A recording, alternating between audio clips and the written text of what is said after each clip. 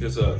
You already know what it is. Bonnet Gang. Big bonnet, big hair, big brains. Thanks for joining me today. Happy New Year at the time of recording this. Hopefully y'all had a good decade, a good last year. So cheers to the new decade. What you're hearing in the background is the Pokemon site for 2019. I was just listening to it and I was like, man, I need to bring this to the people. If you like anime, you like Pokemon, you like rap, music in general, Pete Shofu, Shofu on YouTube. He just came out with last year now the Pokemon site for 2019 and coincided with Pokemon Sword and Shield coming out. It's really good, really good. Who you're hearing right now is Token Black, but it's a whole group of people. They're really good, honestly. This is my favorite verse right here, Peso Pete. Shout out to the boy. I don't actually know him, but I feel like I do. I feel like I know these dudes. I've been following them for a while. But anyway, the point of this video is how to get you and your friends started on new anime. If you are anything like me, or have had similar experiences to me, everyone assumes that when I say anime, I'm talking about like porn, and I'm not. Right? I'm talking about a cartoon that is a little more adult, like Rick and Morty or something, you know? Like you wouldn't show it to a kid, but it's not like, no one's gonna flame you for, oh, you're watching a cartoon when you're watching Rick and Morty, because they get it, right? That's kind of how it is with anime. But not all anime are created equal. You gotta remember that. It's like showing your friend, a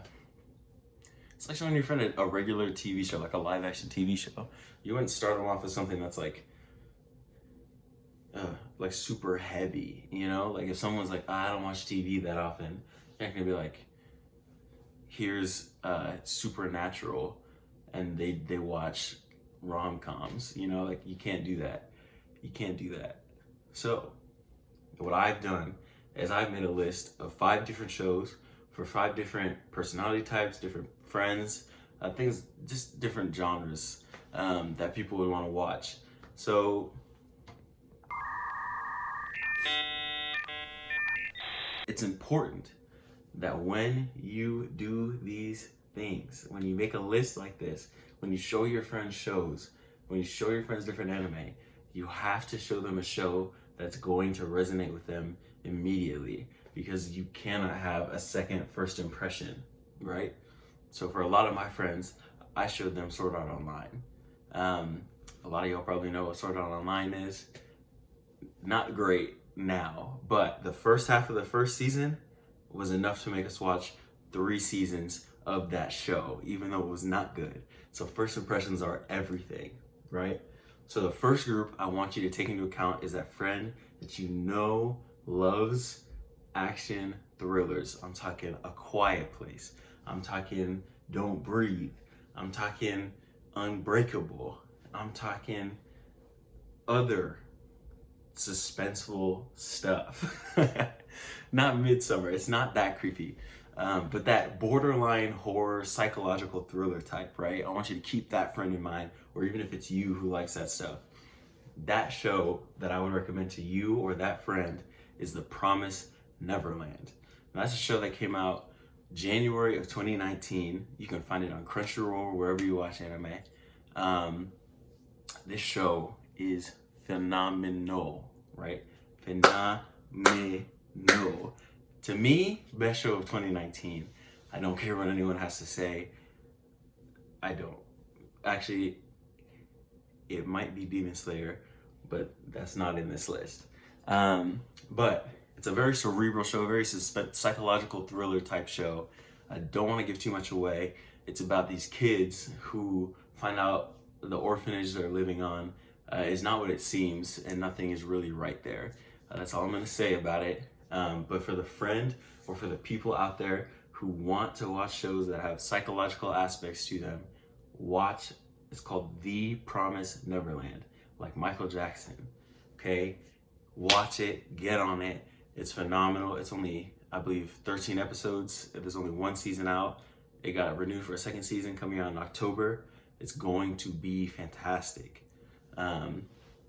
Number 2, for those of you who just need a little bit of everything. A really accessible show, one that everyone will like. I'm going to recommend My Hero Academia, Boku no Hero Academia, My Hero Academy. There's like 7 different names depending on who you talk to. But this show, it's going on its 4th season. It's honestly gotten better with every season, right? Another show that I would have in this similar category is Attack on Titan.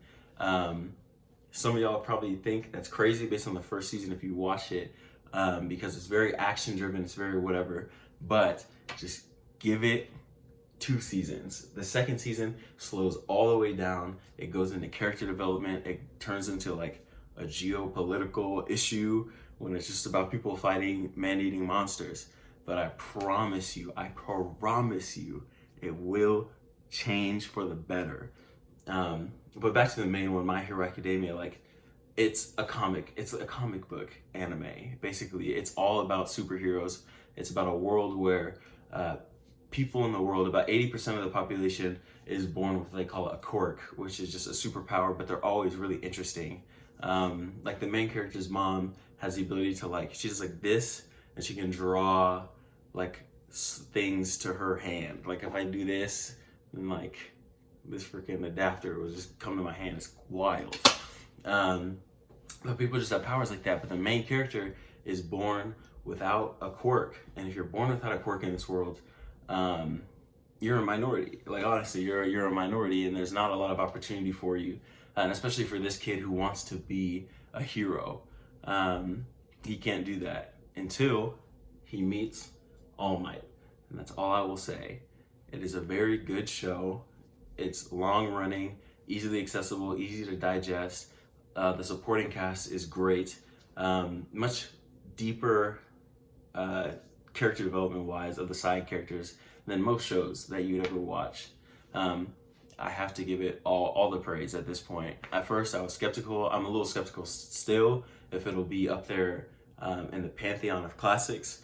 But if all I can say about your show is I don't know if it's a classic yet, you're doing pretty well.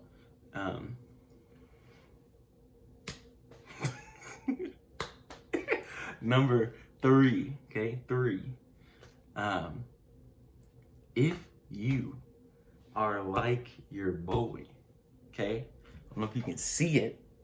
I'm a little soft actually, but if you like to play sports, watch sports, or you just like things that are over the top in your shows, because honestly, let's be real. Sometimes shows are, and it's supposed to be an escape from reality. Like that's what they're there for. You will love my all-time favorite anime, manga, series, whatever of all time. And I'm not saying it's the best. It's just my favorite one. I can't explain to you why, but it's Kuroko No Basket. It is literally, you'll see it called Kuroko's Basketball on a lot of different platforms like Crunchyroll or something.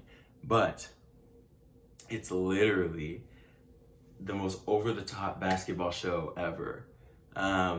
You follow this kid who went to a middle school where the starting 5 were referred to as the Generation of Miracles. Each of them is really, really talented at one thing, and they each play their own position, obviously. But you follow, they call him the Phantom Six Man. He's really good at passing. He's really good at disappearing on the court. You follow him going to a school and finding a kid who comes from America who can rival, potentially, the Generation of Miracles. So it's just them developing throughout the whole series. And the reason I would recommend this show is not only if you like sports, but if you like action, is because they really treat it like it's an action show. Most sports shows, they treat it like this is just a fighting show, but we're using sports to fight. In Kuroko No Basket, or also Haikyuu, or Diamond No Ace, there's a few out there, just do that really, really well. They accomplish building momentum and never letting it go by having consistent tournament arcs. And if you're deep into anime, you know what I mean when I say tournament arc. But it's a fun time. It's high octane. It's just dumb fun about sports. There's twists. Yes, they do lose at some point. It's not all an uphill. It's not all easy going. But I guarantee that at the end of the show, you won't be able to say that you did not have a good time. So for you out there and for your friends out there who just want to have a good time or like sports or whatever, take a look at Kuroko No Basket. Number 4, Your Lie in April. Now, I can't tell y'all everything about this show that I want to tell y'all, but from personal experience, you can find the show on Crunchyroll, you can find the show on Netflix. That might be easier because you can just roll through it, but my God, let me tell y'all, if y'all out there, if your friends, whoever, show your parents. I want to spread the show to as many people as possible, because it's really just, if you're a more sensitive person, if you're into like straight like drama, romance type, watch Your Lie in April. All I can say about it is it's about a pianist who falls in love with a violinist. That's all I'm gonna say.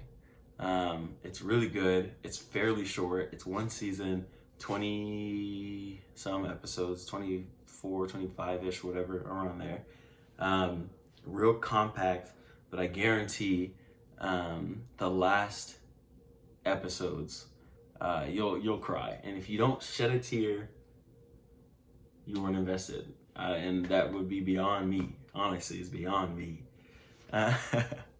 Number 5, last one.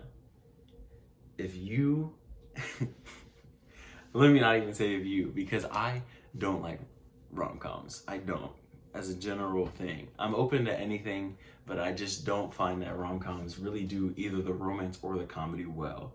But Kaguya-sama does them well.